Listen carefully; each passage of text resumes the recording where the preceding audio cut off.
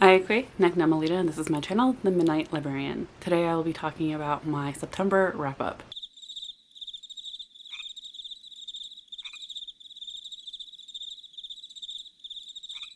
So once again, slightly different angle, mostly because my office space has been a little cramped, to say the least. It's one of the reasons why I'm getting this up late. It's also, yeah, it's causing all kinds of issues for me. So yes, there's a painting here, there's wood there, and basically all behind you is all of my brother's stuff from his room, because he got his carpet taken out and new flooring put in. I thought that this arrangement was just going to be for the weekend until our contractor finished it, and apparently not, because we are missing baseboards. So although some of the stuff has gone back into my brother's room, I can now get into my office. This is the best I can do until the rest of it can go in, and of course our contractor is taking a week off right now, so hopefully by next week I can have my office back. But right now it's been kind of bugging me. I'm not typically a person where if my environment is a mess, then I can't function. But if it's mostly because that's within my control, right? But if it's an environment that is typically mine, that has stuff in it that is causing chaos, that I can't move because it's not mine, then I have a problem. So that's the issue. But we're not talking about that right now. We're talking about my September wrap up. So for September, let me get up my information. For September, I did Bookoplathon as well as the Spooky Smart Bitch Readathon, or at least attempted to. There are some books that I wasn't able to get to. I can name those right off the bat. I don't currently know where some of them are. So for instance, I can tell you right off the bat what I wasn't able to get to, and that was The Return of the King, The Prince of Skies, Dracula, American Hippo, Hex. Yeah, Hex I actually had started, but it's one of those things that's taking me too long to physically read, and I was reading too many physical books at the same time that I just started cutting stuff off. Hex being one of them. It's not that I wasn't interested, it was just taking me forever, due to different reasons, really. I just need more time within my day to be able to read, or do some designated reading time. As currently, as it was, I wasn't allowing myself to read Hex at night because it was freaking me out, and it wasn't, yeah, it just wasn't, I wasn't allowing myself to do that. But at the same time, so instead I was reading a different book before I went to bed, so I wasn't scaring myself. And then I also have reading for my class that I'm taking, the Critical Plant Studies class, which was it was just a bunch of stuff. It was causing me anxiety. So there was a bunch of stuff that I was in the middle of that I was just like, you know what, I'm going to have to start these over at a different date when I'm feeling more into them. Hex was one of them. So there was that, Dracula, American Hippo, and The Prince of Skies, as well as Return of the King. Return of the King was another one that I had started because I had gotten the audiobook from my local library and just wasn't feeling it. I wasn't feeling it at that moment. So that's another one that I'm putting off, as well as the rest of these. So there's that. What I did end up reading, I will go over. It was a mix of things that were on my TBR and kind of just some stuff I decided to pick up. So let's get into my stats. So for the month of September, I read 9 books, which and 2,829 pages. Average rating, I can't see the average rating. Hold on. Stop it. I just did something. and I think I messed it up. So I don't know what the average rating is. Yep, I messed up the average rating. I don't know what I did. There's now an error. So there's that. But I will put the average rating up once I actually figured that out. In terms of genres, I have 3 fantasy, 2 graphic novel, 2 horror, and 2 nonfiction. For format, I have 6 audiobooks and 3 physical. Audience, 4 adult and 3 young adult. And then my rating breakdown was 0 1 star, 0 2 star, 0 3 star, 3 3.5 star, 3 4 star, 2 4.5 stars, and 1 5 star. And let's just get into the books that I read. So the first book I read was actually a rollover from August, and that was The Two Towers by J.R.R. Tolkien. This is the second book in the Lord of the Rings trilogy. And basically we are following Frodo as well as his companions of the Fellowship of the Ring. We just kind of get further into it. I can't really talk about without spoiling it necessarily, but at the same time, this book has been out for years. I feel like it's the same with like possibly spoiling Hunger Games or anything that like you've had the time and chance to read them, as well as the movies have been out. But yeah, this was my second attempt to read it, essentially.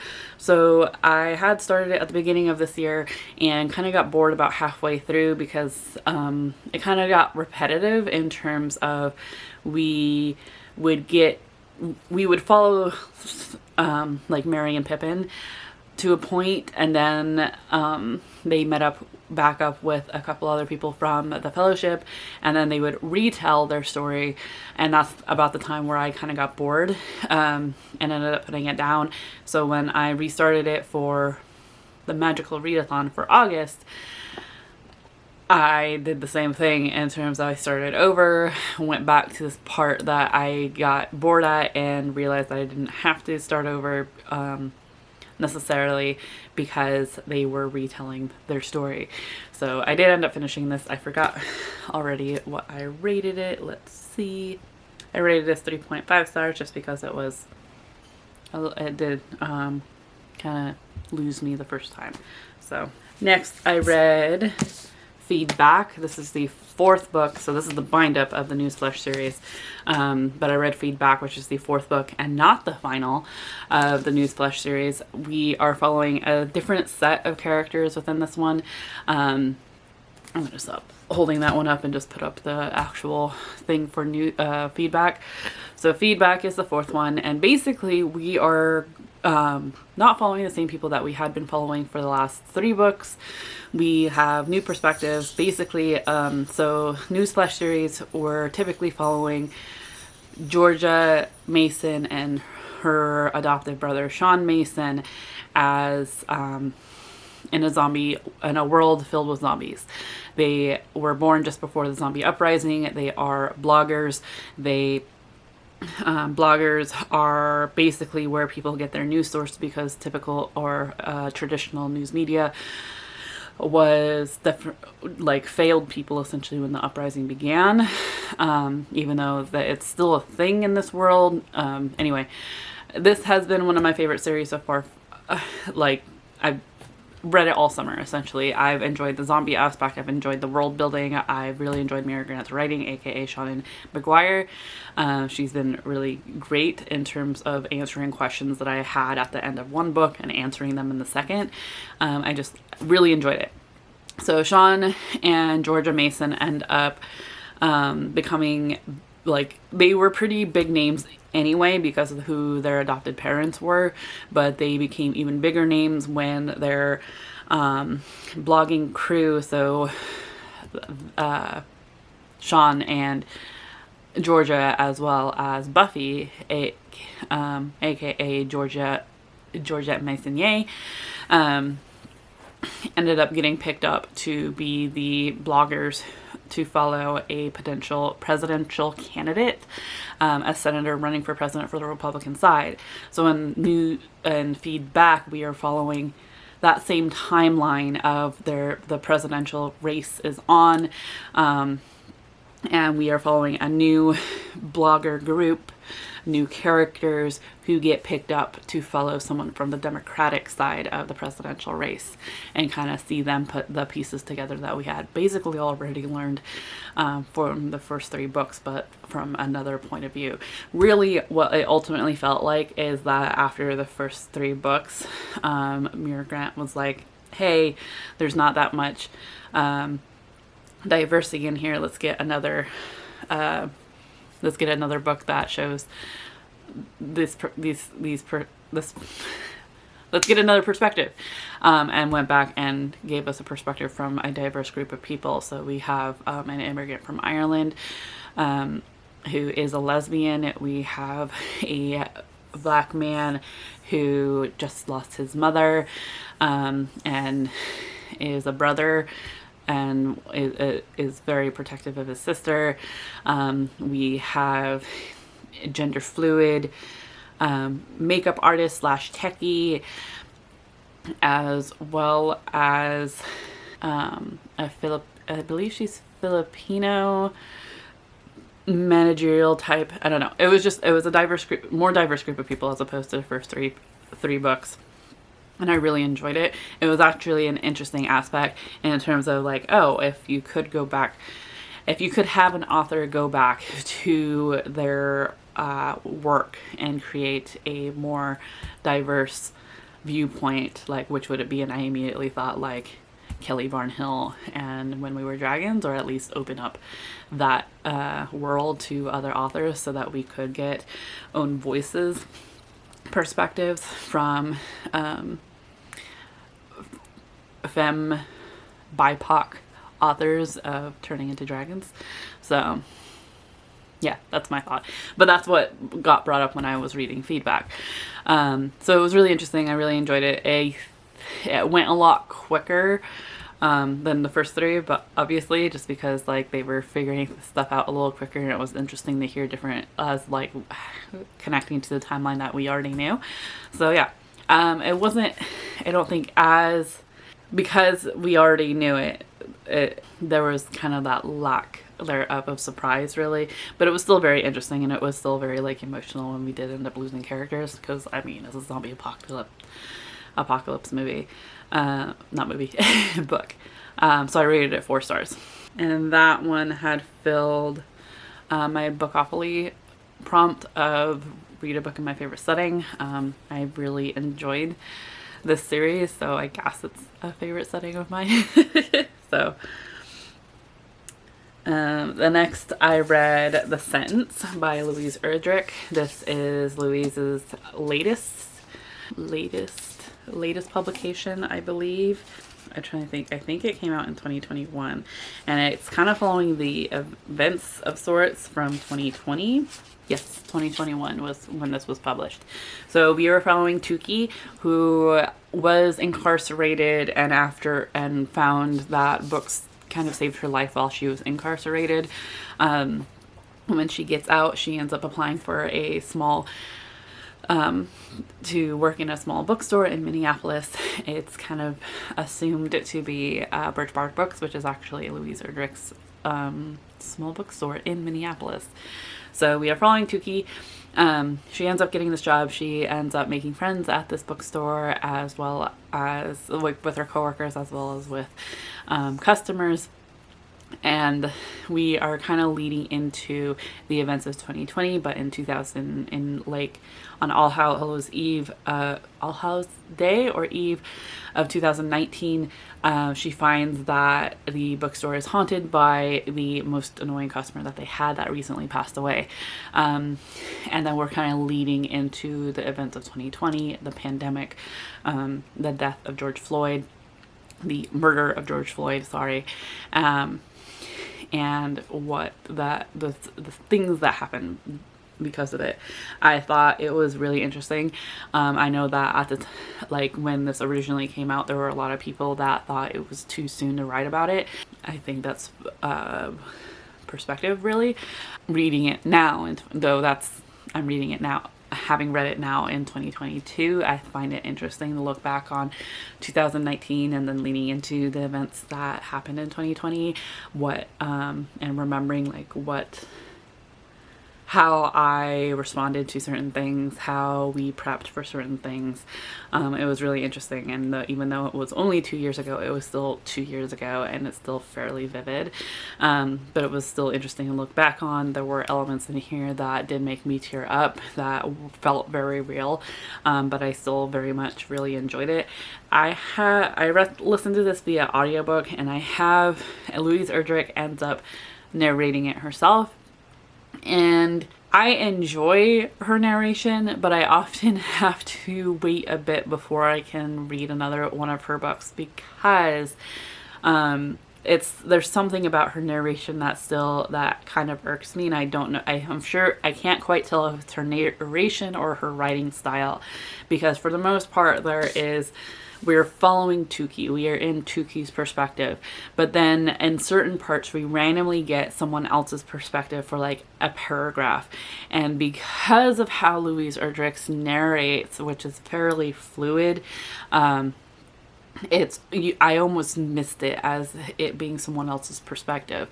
It also just felt weird though, because it was a small freaking paragraph towards the end of the book that was someone else's perspective. And we hadn't done any of that in the rest of the book.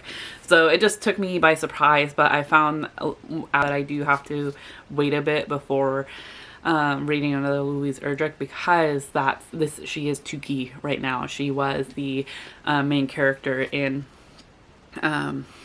Future Home of the Living God, who I didn't like that main character at all. Tukey was fine for me. I rated the sentence as a 4-star, and it fulfilled the prompt for Bookoplathon as book with patterns and text on the cover.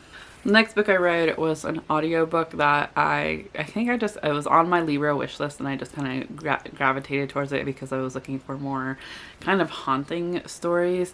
I think this was when I had tried to start The Return of the King, and just fantasy wasn't doing it for me. I was wanting more like paranormal, because we do have a paranormal element in the sentence, and I was leaning more towards that. So I ended up picking up A Haunted Road Atlas, Sinister Stops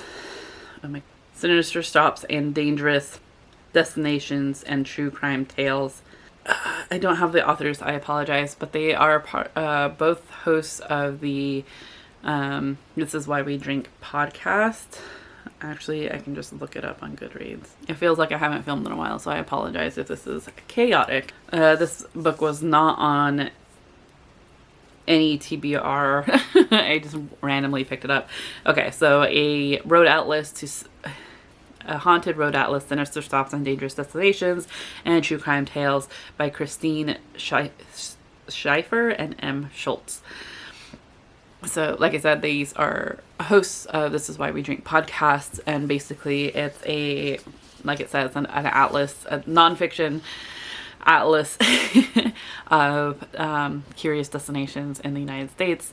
They mostly cover places where they have gone on tour, and places that they have kind of ventured when going on tour. They only have so many, I think they only stay in a place for like 48 hours. So they typically only have like a day or something to be able to go like venture out and do touristy stuff before they end up having to pack up and go. But it was really interesting just to hear about all these interesting locations. Some of them I've heard of before, whether it was through I think there's plenty of documentaries that kind of do something similar, as well as other podcasts that do something similar. Like for instance, that's essentially what their whole podcast is about, as well as similar podcasts like My Favorite Murder, and there's a couple other ones that come to mind, but I can't think of the names, etc. So this was just kind of fun. Yeah, it was just kind of fun listening to the true crime elements to every other city, major city that they've been to, as well as a haunting element. That was one thing that I did enjoy about this. That's a little different from like My Favorite Murder or something. It's not that it was like a little more than just true crime. There was like haunting elements to it. Not that I'd ever end up going to a haunted anything within the United States, but it was still fairly interesting. I also would really hope that they would push themselves to go further, whether I get that, like, you know, going to a major city is like a for sure profit, and a for sure, not for sure, but like a more than likely sellout of their tour tickets, etc., for people to go see them. But it would be really cool if they did end up going to like more obscure places. Just a thought, really.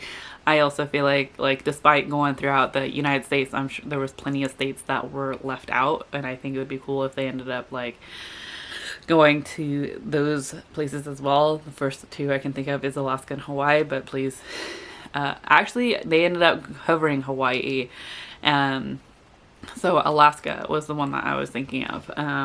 But of course, like, and I get that they had talked about, because I think this was created just in 2020, so it was after, like, during, after the, like, the main portion of the pandemic, but like still quarantine stuff was in place.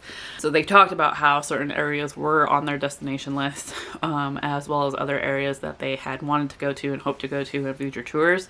But I would hope that they keep in mind, like, you know, smaller destinations as well, and more obscure places, because it's like some of the things that they did end up talking about, like we've heard of before, which is fine. It's still relatively interesting. It's just, it would be interesting also to hear about some more obscure things.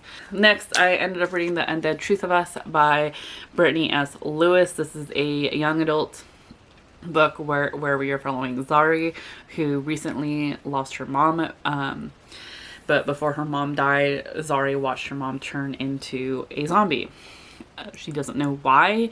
No one else seem to have seen it, and kind of just disbelieves her. They believe that she's in shock.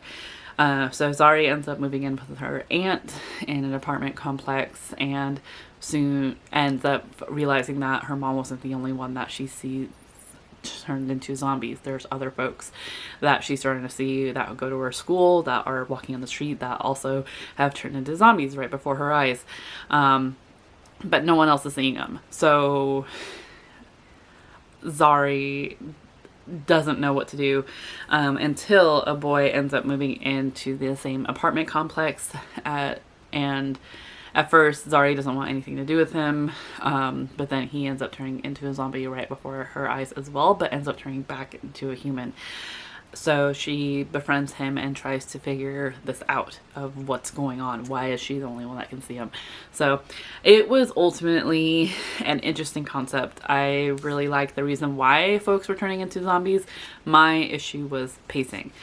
It felt like 7/8 of this book was basically Zari trying to figure this out, as well as going through some grief, also just slightly avoiding grief in a bit, like for a little bit. Basically nothing really happened until about this far into the book, which is fine to a point. But then it, like, I wish that we would have learned something sooner. And then, of course, as soon as Zari ended up figuring out what was going on, she immediately knew how to fix it. There was no struggle for that. Like, not to say that she didn't struggle throughout the book. She's dealing through grief. She's dealing with grief. She's like still trying to figure out who she is without her mom. And I completely get that. There was a moment in here where I ended up breaking down completely because I felt that grief. I related to that grief. It felt like everything was building up to that moment, which is fine, but like it felt like we should have got some other things maybe a little before that, and I kind of wish that she struggled a bit in terms of figuring out how to fix everything. As it was, everything happened at the end, and it was just such a slow pace throughout the rest of the book. It kind of just felt meandering, and I almost DNF'd it a couple times because it was just kind of like, are we getting to the point yet? That's basically all that kept me going as well. So I love the cover. The imagery in here was really interesting. Brittany S. Lewis has a very poetic and visual writing that was really pleasant. However, there were moments that I felt like it was a little much, and I ended up skim reading it because I just wanted to get to the point. And maybe that could just be possibly a me issue. I haven't heard anyone else really talk about this yet. I don't know if I was just being impatient with it, but to me it felt like everything was saved for the end, and I would have liked it a little sooner than that. So yeah, I think I gave it 3.5 stars. Next, I wasn't really sure what to read. I wasn't feeling anything on my TBR. Oh, that was the other thing. The Undead Truth of Us worked for, I don't remember which prompt. I think it was I don't remember what it was, but I also basically was like the one book aside from Hex that I had also wanted to read for the Spooky Smart Bitch Readathon, which I think I'll have a vlog up for. We'll see how long it takes or if I'll just scrap it, really. Because I basically said everything in there as well as here. Oh, my cat just scared the hell out of me. Okay, so after that, I wasn't really sure what to read. So I ended up picking up a graphic novel that I had been wanting to read and kind of just found. And I really enjoyed it. And that was Garlic and the Vampire by Bree Paulson. This is following Garlic, who is a magical being that came to life due to a witch. Garlic and several other vegetables have been brought to life to help this witch in the garden. But then a castle that was thought to be abandoned starts having smoke come out of its chimneys, and everyone gets really nervous that a vampire could be living in there. So they all agree that Garlic should be the one to go up and see what's going on and possibly kill this vampire. It doesn't end up going like we think it's gonna go, but it was really ultimately cute about facing fears as well as redemption. Celery is a dick. But it was ultimately really cute. I really, really enjoyed it.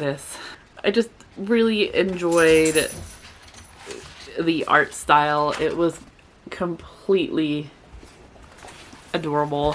Loved it. I saw that there was a second book in this possible series, that I will be getting as well, because it was just cute. It was a good comfort read, and this was my 5-star for the month. Next, I still continued to not know what to read, so I ended up just picking up The Depth of the Lake and the Height of the Sky by Kim Ji-yeon. This is a really beautiful, graphic novel with it reminded me of The Wanderer. I believe I talked about a couple months ago, where it's a graphic novel with no words. So it's basically just illustration. Just beautifully detailed illustration. Basically, it was created for the feeling of jumping into a lake how was it described? A child from the city discovers winding forest paths, a crystal clear lake, and the endless starry sky, and this wonderless celebration of the wonder of nature. Basically, Kim Ji-yeon had this experience and wanted to express it, and that's exactly what they did. And I thought it was very beautifully done. So, I still think I gave this 4.5 stars. I'm not sure why the half star. I just don't think it was a favorite. So yeah. Next, I read basically everything everything after The Undead Truth of Us was not on my TBR whatsoever. So yeah, the next I ended up reading was Belladonna by Adelaide Grace. This is the UK edition, because I really just didn't like the US edition copy, but I ended up listening to this via Libro and liked it enough that I wanted this a physical copy. I just love the UK edition, but I hear that the US edition has some pretty cool things on the naked cover. So basically with this, we are following Signa, who is an interesting girl in terms of Death always seems to be following her. So she lost her parents when she was very young and ends up getting shifted from one family member to the next, all of whom seem to be more interested in her fortune than in taking care of her. So she grew up, but each one in turn ends up dying, and every time she ends up seeing death. When she finally ends up confronting death, telling him to, hold on, I don't want to spoil anything. Her remaining relatives, the elusive Hawthorns, after her recent guardian ends up passing, the Hawthorns end up inviting Signa to go live with them. Signa thinks that this may be her key into getting into the society that she's always dreamed of, that her mother and father were in, and being a normal girl. However, Death has other plans, and when she ends up getting there, she realizes that the family is fairly eccentric, and the estate is glittering and gloomy. Its patriarch mourns his late wife through wild parties while his son grapples for control of the family's waning reputation, and the daughter suffers from the same mysterious illness that killed the wife. And while Signa is trying to be normal and take this opportunity to be normal, the mother's spirit ends up, her cousin's mother's spirit ends up being restless and claims that she was poisoned. So there were elements that I really enjoyed about this book and elements that I really just found irritating, Signa being one of them. In all honesty, it felt like there was one step forward, two steps back with any relationship that she had, particularly when it came to death, because it felt like every chapter, like towards at the beginning of the chapter, she would hate him, and then by the end of it, she would realize that she was being too harsh. But then when we start a new chapter, the same thing ends up happening. So it felt like it took forever for her to come to her senses, essentially. For the most part, I felt like she was being way too harsh on death the whole time.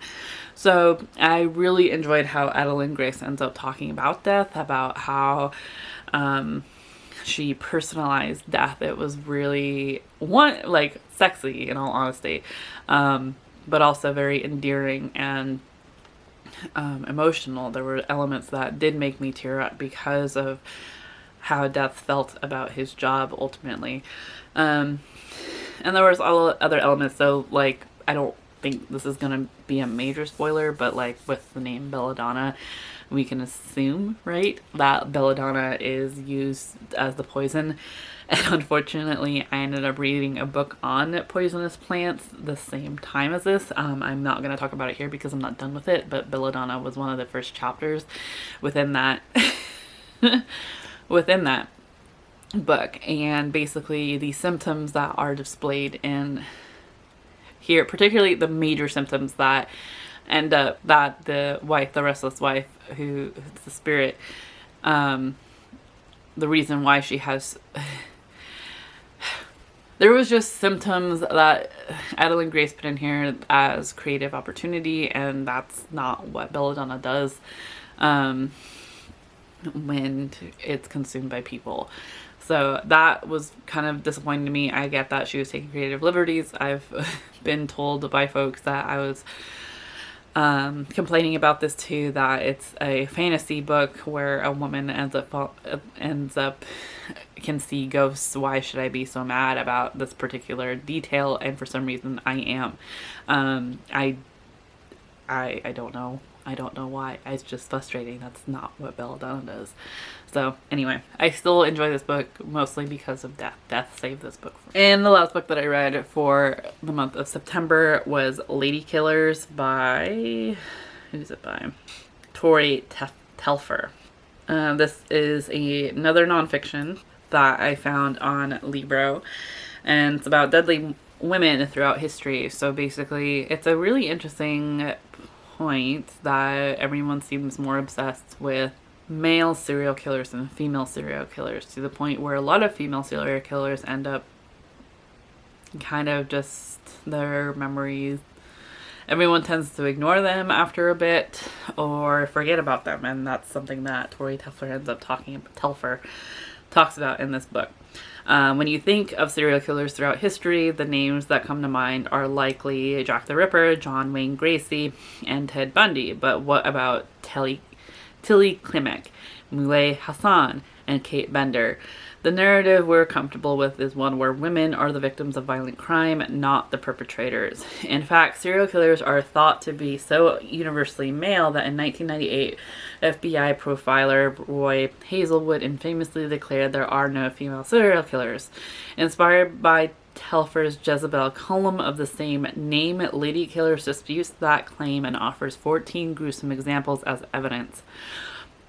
Although largely forgotten by history, female serial killers rival their male counterparts in cunning, cruelty, and appetite. Each chapter explores the crimes and history of a different female serial killer and then proceeds to unpack her legacy and portrayal in the media, as well as the stereotypes and sexist cliches that inevitably surrounds her. So I thought it was a really interesting take because Telfer does end up going through and basically picks apart how the media ends up portraying these women, whether as like over-sexualized, promiscuous women that ultimately had their heart broken, that's why they killed, or because they're just goofy grandmas who like, shucks, man, how could you have really taken them seriously? I think it's I thought it was a really interesting take, and really ultimately enjoyed the book.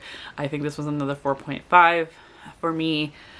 Yeah, it was just really interesting. I do have a physical copy coming to me just because I did enjoy it so much. I think whenever I do the next spooky round of nonfiction recs, I'll definitely have to recommend it, just because I did think it was really interesting, not just in the terms of how society tends to look at women, particularly women serial killers, but also just an interesting point of female serial killers in general. Some of their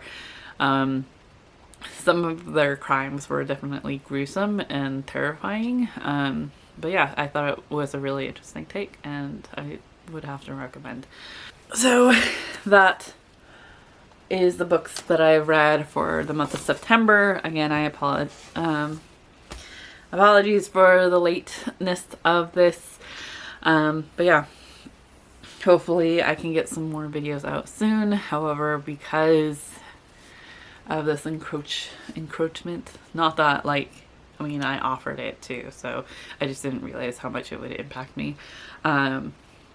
Hopefully I could have the motivation. That's one thing I realized too, was that because there's so much stuff in here and I feel like I don't have control of it, I feel myself losing motivation to do this. So hopefully within the next week or so this will get cleared out. I can have my space again and I can do this again. So yeah, I hope that you are in the mental mindset to enjoy your reading.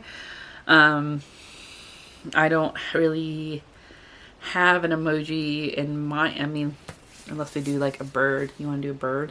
Let's do a bird. Some kind of bird. I don't know what kind of birds that they have in terms of emojis, but let's do that.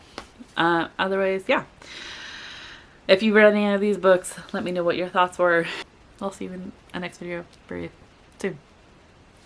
Ciao.